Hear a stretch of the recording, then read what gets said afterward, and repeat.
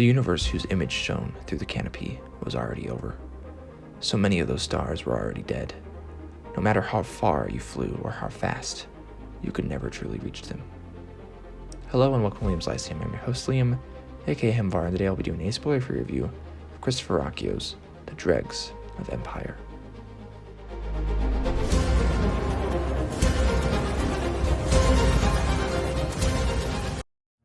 The Dregs of Empire is a 2023 novella by Christopher Ruocchio. It is it's really kind of what we generally call a novel about YA size. I admit those designations are arbitrary, and it doesn't really matter. But this is a novella in the Sun Eater universe. It's not one of the main novels, so even though it is considerably longer than even the first novella, anyways, yeah, I'll just stop there. This follows Ash as a Man, so actually if you don't want to be spoiled on Ash as a Man, which is the 5th book in the Sun Eater series, I would stop right here. Don't stick around. Go read the book. I recommend it. So this actually starts by telling us Lorian was sent to the penal planet of Belucia for helping Hadrian escape at the end of Ash as a Man. Belucia is similar to Salusa Secundus from Dune. It's a snowy wasteland. The star has long since cooled. Mirrors keep sunlight on the surface at all time, and in a sense then the sun never sets. It's sterile. There's no rats or grime in this prison. There are rumors of those trapped on the planet, but not under Martian's thumb as well. They're called the Outborn, supposedly living in secret. Who knows if they exist? Of course, those Martians themselves are bred from those of the old prison planet of Mars, but now serve the Emperor, of course, as his elite legion, essentially. Lorian, of course, believes in Hadrian and his specialness, if not providence. We get a little bit of the Arthur Buddha philosophy, which is pretty similar to Buddhism, unsurprisingly. It reminds me some of the mysteries of Mithras as well, and of course it incorporates, Knights of the Round Table. So we also get a character called Duke that seems to know of Hadrian, or doesn't seem to know of Hadrian Half-Mortal, presumably locked up for quite a while, since Hadrian is not young at this point. He's an interesting character, one that kind of portents secrets of Belucia, whether nefarious or mundane. Of course, there's also the woman on the cover too.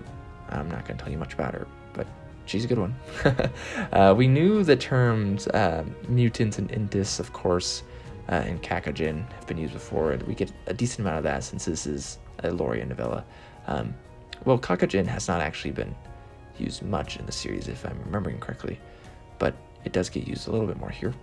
And as much as I like this story, actually, I think it's maybe a tad long. The monologues and philosophizing is fine when Hadrian is narrating, but in third person, it's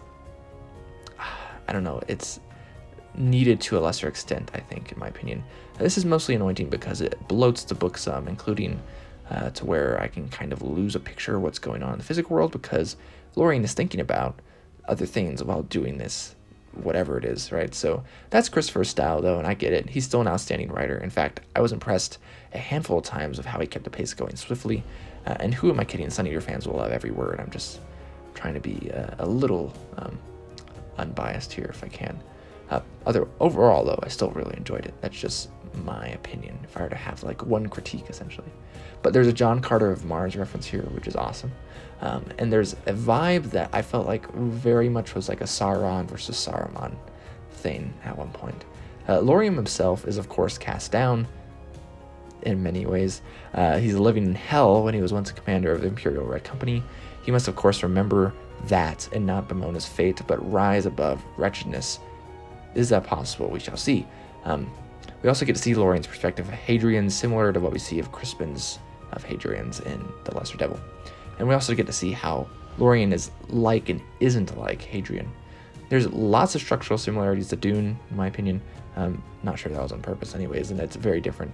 And even the results can't be the same, so, I mean, it's a very different premise. So don't take that as the end-all be-all or as a spoiler. But Aristides, it does sound a little bit like Atreides. But this novel, novella, whatever you want to call it, it is very brutal.